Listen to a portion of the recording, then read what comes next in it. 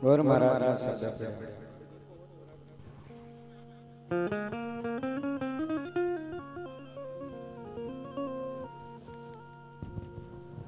और दादा कहे कन्या पधराओ सावधान।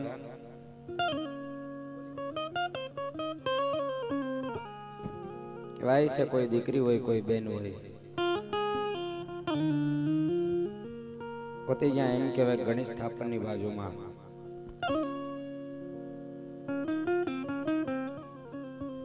ત્યાં પોતાના ભગવતી પોતાના 9 લાખ લોબડી અડી જ્યાં એમ કહેવાય પોતાના બાપની કુળદેવીના થાપણ કર્યા હોય સાહેબ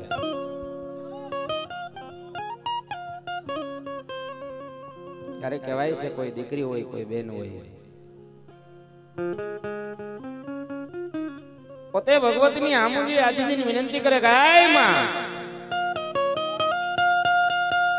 આય ભગવતી माड़ी आज चोरी मंडप नी अंदर जाओ सु हो ए पण चोरी मंडप नी अंदर जाओ सु न अरकमान उतावड़ मा कदाच अमारा परथार नु मुख जोवा माटे अमारा स्वामीनाथ नु मुख जोवा माटे थईने अरकमा माड़ी जो एकाय डगलू माराथी अवडू भराई जाय छे ने तो आज मारी नहीं पण मारा बाप ना पाघड़ी ना चोगा ने कलंक लागशे त्यारे कोई दीकरी होय त्यारे कोई बेन होय कहेवाय भगवती नी हामु आजीजी नी विनंती करे छे के मां जीवन नी मालिका मैं तारी पासे कोई दिवस काई मांग्યું નથી પણ આ છેલ્લી વેળાએ હું એક દીકરી आज मारा बाप ની કુળદેવી પાસે એટલું માંગુ છું કે માડી કદાચ અહીંથી ચોરી મંડપ ની અંદર જાવ ને પણ એનું ધ્યાન તું રાખજે અને ત્યારે કહેવાય કોઈ દીકરી હોય કોઈ બેન હોય ભગવતીની હામુ આજીજીની વિનંતી કરે છે માતાજીની હામુ કર જોડીને પાય લાગે છે કે માં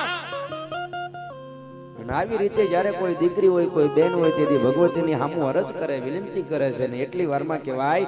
એક સોળે શણગાર સજી એક આમેરો એવો ઘૂંઘટ તાણી અને ધીમા ધીમા ડગલા ભરી चोरी मंडप ની અંદર આવો છે સાહેબ અને ઈ સમયની માલિકા કોઈ દીકરી હોય કોઈ બેન હોય તેથી કહેવાય છે કોઈ દીકરી કોઈ બેન તેની સાથે ચોરી મંડપ તરફ ડગલા માંડે પણ આ બાજુથી ગોર મહારાજના શબ્દ પડ્યા એ કન્યા પધરાવો સાવધાન